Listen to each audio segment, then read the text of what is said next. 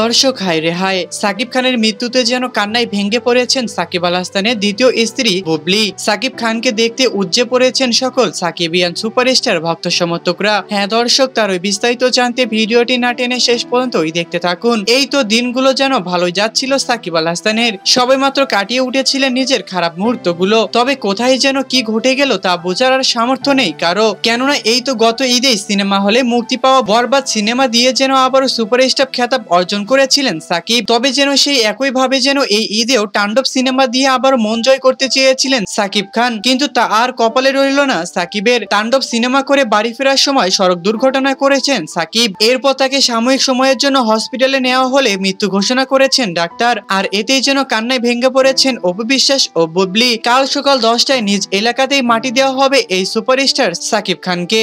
তো দর্শক, সাকিব আল হাসানের মৃত্যুর ব্যাপারে আপনাদের কি মতামত তা অবশ্যই আমাদেরকে কমেন্ট করে জানাতে একদমই ভুলবেন না। Sakib Sheikh, TV news, Dhaka.